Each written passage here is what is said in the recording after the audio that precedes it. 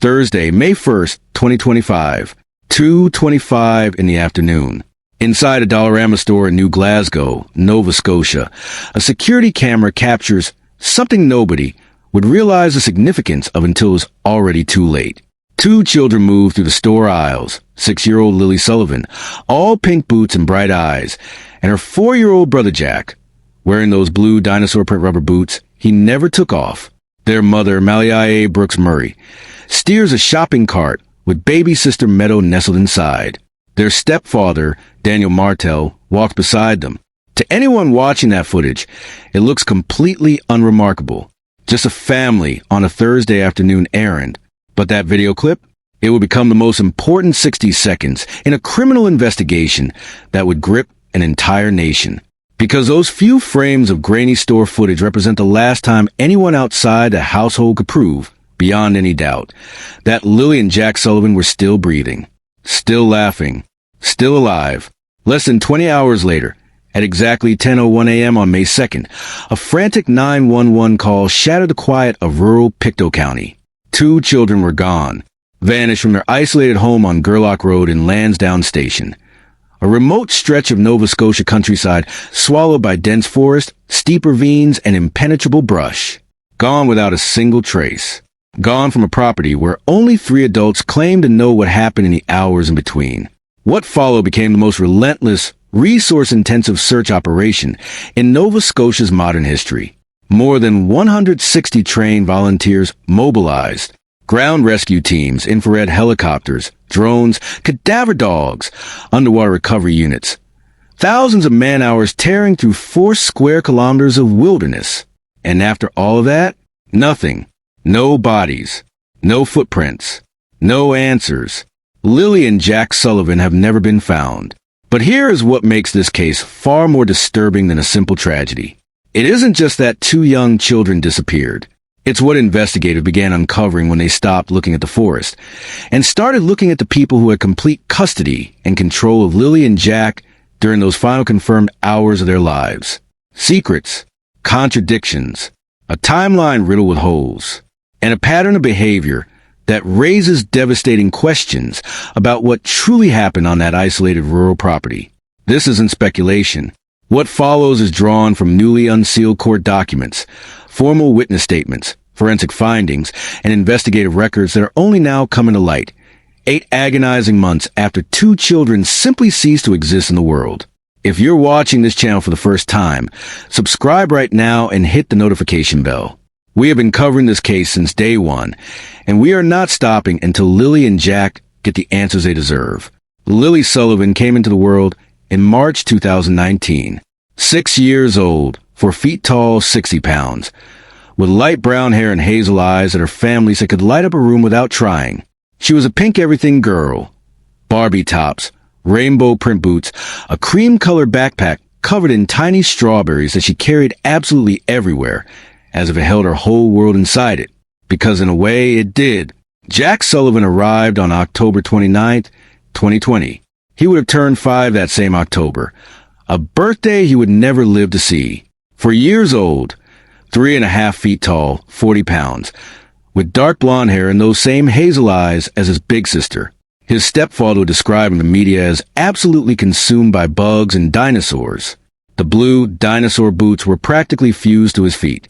He wore them everywhere, rain or shine, mud or no mud. Daniel Martell told reporters that Jack and Lilly weren't just siblings. They were best friends, inseparable. Wherever one went, the other followed. Like 2 halves of the same kid. Both children were reportedly possibly on the autism spectrum, and their mother had told police they were known to wander at times, a detail that would become critically important and deeply contested as the investigation deepened.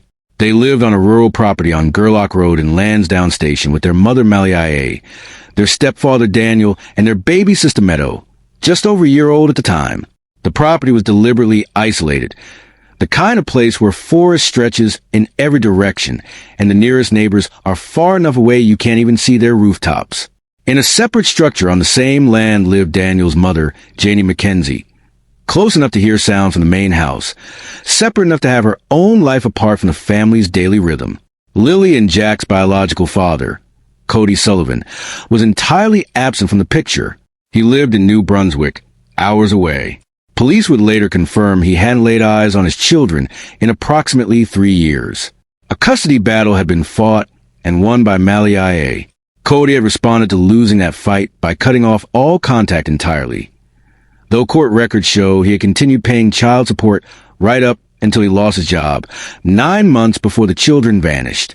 On the surface, the Gerlach Road household looked ordinary enough.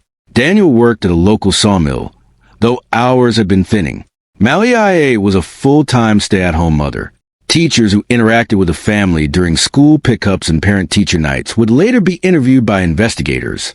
They'd notice things, but beneath the surface of that ordinary-looking family, investigators would uncover financial strain, festering relationship tensions, and behavioral patterns that multiple people had observed, but none had fully connected. Until 2 children disappeared, and every single detail suddenly became evidence. To understand what happened to Lilly and Jack Sullivan, you need to understand the exact sequence of events leading up to that 911 call. Because buried inside that timeline are gaps, inconsistencies, and moments that investigators would return to again and again. Wednesday, April 30th. A school professional development day, meaning no class. The family went grocery shopping together that evening and were confirmed back home by 10:19 p.m. through records investigators verified independently. Routine. Unremarkable. Thursday, May 1st. According to Daniel Martell's later statements to media, both children were kept home from school. Lily had a cough. This meant the last time any teacher or school staff member had actually laid eyes on Lily and Jack was Tuesday, April 29th, 2 full days before they vanished. At 2:25 p.m. on May 1st, the Dollarama security footage captures a family in New Glasgow. Alive, present, normal. That timestamp is everything, because after the family drove away from that parking lot, the only human beings on Earth who claimed to see Lily and Jack Sullivan alive again were Daniel Martell, Mally Brooks Murray, and Janie McKenzie. According to the couple's account, the family returned home from shopping. The evening proceeded without incident, and Mally went to bed around 8 or 9 p.m. Daniel stayed up later. She didn't know what time he came to bed. Read that again carefully. A stretch of hours existed where only Daniel Martell knows what was happening inside that house. The following morning, May 2nd, the couple claimed they were both in the bedroom with baby Meadows somewhere between 8:59 and 9:40 a.m. During this window, they said Lily wandered in and out of the room several times. They could hear Jack in the kitchen, normal morning sounds, children being children. Then the sound stopped. They went to check. Both children were simply gone. Daniel told police he had placed a wrench on top of the front door the night before as a security measure. It was undisturbed. His conclusion? The children must have slipped out through the back sliding door, which he described as typically silent when opened. Their boots, Lily's pink rainbow print pair, Jack's beloved blue dinosaurs, were missing from their spot by the door. This, investigators were told, was proof the children had dressed themselves and wandered outside. Then there was Janie McKenzie's statement. She told police she dozed off around 8:50 a.m., but was awakened by her dog barking. In that window of wakefulness, she reported hearing what she took to be children's voices and laughter drifting from outside. She heard the rhythmic creak of swing-set chains, the unmistakable sound of swings in motion. She assumed Jack and Lily were playing in the backyard. She went back to sleep. Here's the detail investigators marked with extreme care. Janie McKenzie never actually looked out a window. She never stepped outside. She never visually confirmed that any child was present. She heard sounds. She made assumptions. And those assumptions formed the cornerstone of the children wandered away narrative, built on nothing more solid than audio heard through walls by someone who never once verified what she was actually hearing. The response was immediate and enormous. By the afternoon of May 2nd, search teams were already fanning out across the property and into the surrounding wilderness. The terrain was the kind of nightmare that turns experienced rescuers pale. Dense old-growth forest, thick undergrowth, steep riverbanks, countless trees down during recent post-tropical storms, creating obstacle courses that barely let you see 3 feet ahead of you. More than 160 trained volunteers deployed daily. Ground search and rescue teams. Helicopters equipped with infrared imaging, scanning the forest canopy for the heat signature of a small body. Drones providing aerial views of terrain too brutal to navigate on foot. Police dogs working scent trails through the underbrush. Underwater recovery teams inspecting ponds, lakes, and waterways in the surrounding area. 3 ponds were searched on May 8th. Lansdowne Lake was combed on May 9th. Search coordinator Amy Hansen later described to media as pretty much unheard of for province, an assessment of sheer scale, not praise. And yet, nothing. On the afternoon of May 2nd at 4:15 p.m., family members searching the area near the property found a pink blanket snagged on a tree branch along Lansdowne Station Road. The parents confirmed it belonged to Lilly. For a moment, it seemed like exactly the kind of physical trail that would lead searchers to the children. It pointed toward the woods. It supported the wandering theory. Then, 2 days later on May 4th, the second piece of the same blanket was found. Not tangled in brush. Not caught on a branch. This piece was inside a trash bag, sitting at the end of the family's driveway. Discarded. Investigators documented the discovery with careful attention. Why was part of Lily's blanket in a garbage bag? When was it placed there? Who put it there? The blanket was immediately seized for forensic examination, tested for blood, biological material, and any trace evidence that might illuminate what had happened. Investigators also quietly noted that the pink blanket had been one of the first pieces of evidence to supposedly support the wandering narrative. Finding half of it in the trash complicated that story considerably. By May 7th, just 5 days after children were reported missing, the RCMP made the agonizing decision to scale back active searching.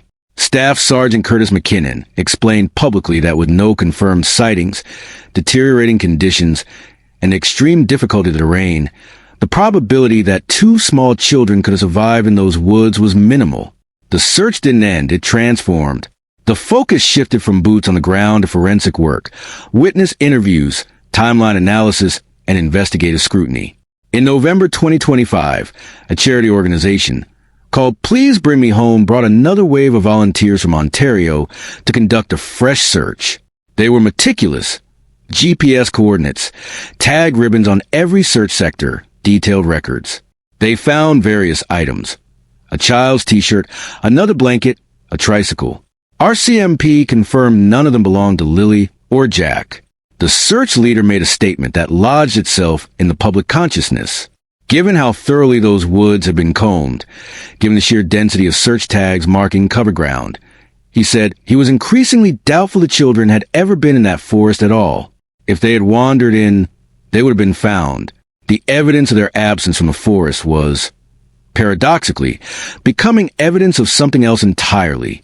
While searchers worked the woods, investigators were quietly working a completely different angle. And what they were finding in the shadows of those nighttime hours would blow a hole through the official narrative. On May 17th, 2025, police took a formal statement from a local resident named Justin Smith.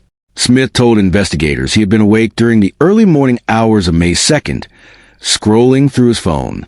Around 1:30 a.m., he heard a vehicle out on Highway 289. Specifically, he heard it turn around near the railroad tracks close to the intersection of Gerlach Road and Lansdowne Station Road. That intersection sits very close to the Sullivan family property. According to his documented statement, the vehicle went quiet for approximately 2 minutes, then drove off toward Lair Road. Smith had mentioned this to a neighbor, Brad Wong. Wong told him he'd noticed something similar, that a vehicle he described as sounding like Daniel's had come and gone from Property 5 or 6 separate times during the night of May 1st into May 2nd. Daniel Martell's response to this information was flat and unambiguous. Nobody left that property that night. No visitors came. The only vehicle movement was on the morning of May 2nd, when he took Malia's SUV out to search for the missing children.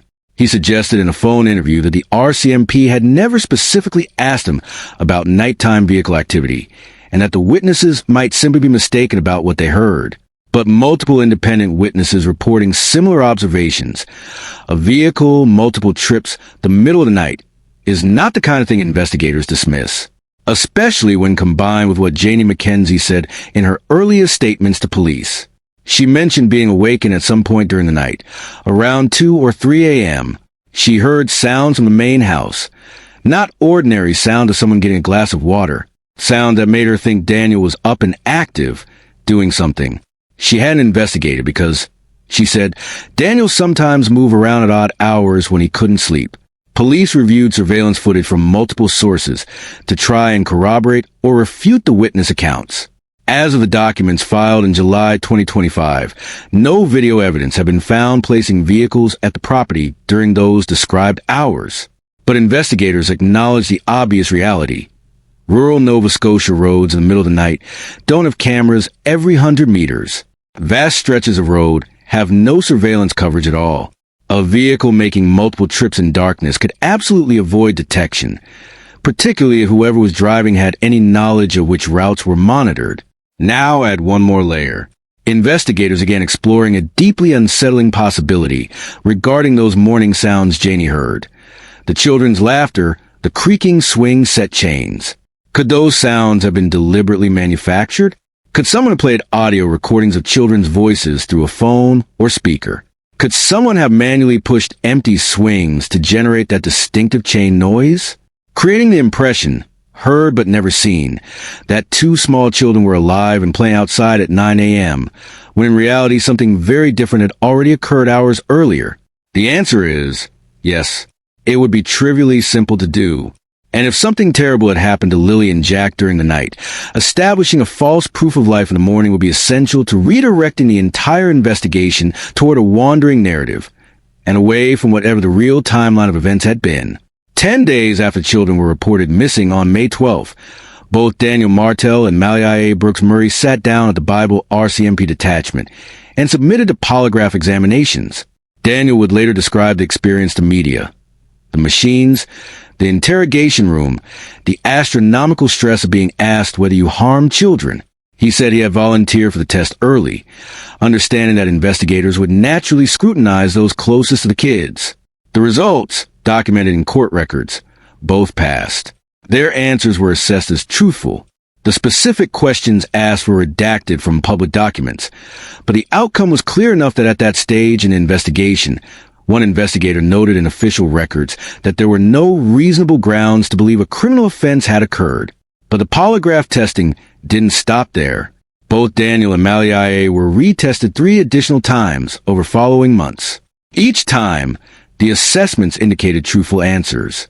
Cody Sullivan, the biological father, was tested on June 12th and passed.